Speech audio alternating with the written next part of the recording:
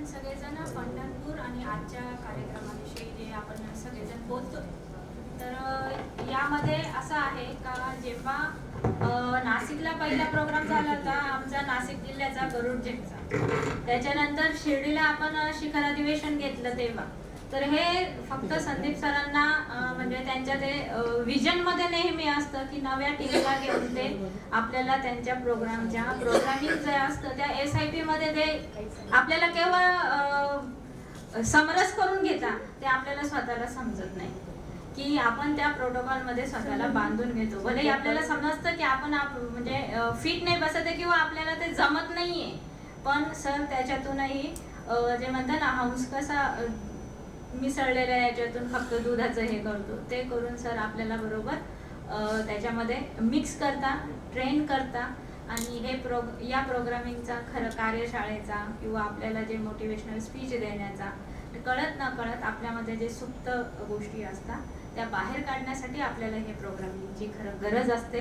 आणि फक्त ते आपल्याला मास्टर बनवण्यासाठी जे सर प्रत्येक वेळेस आपल्याला अशा प्रोग्रामिंगद्वारे शिकवतात, कळत न कळत शिकवतात. मी शिकवतो असं ते कधी बोलत नाही, पण या प्रोटोकॉलनुसारच, कारण की पंढरपूरला अधिवेशन घेताना सगळ्यांचं म्हणणं पहिल्यांदा होतं की तिथं आपली टीमच नाहीये, पण सरांनी ते केलं.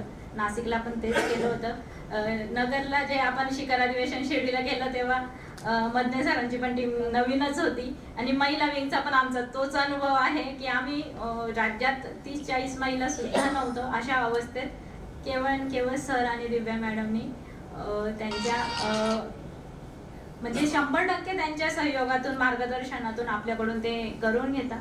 तर संघटना देण्यासाठीच बसली आहे. संघटना परिपूर्णपणे देते, फक्त आपल्याला आत्मसात करायचंय आणि त्या प्रोटोकॉलवर काम करायचंय. तर आपण सगळेजण आपल्या सगळ्या विंग्स आणि प्रत्येकाने आपले 200% नाही दिले, पण 100% कधी प्रोटोकॉल नुसार दिले, आपल्या SIP नुसार दिले, तर नक्कीच अजून आपण खूप बेस्ट काम करू शकतो. पाठीमाग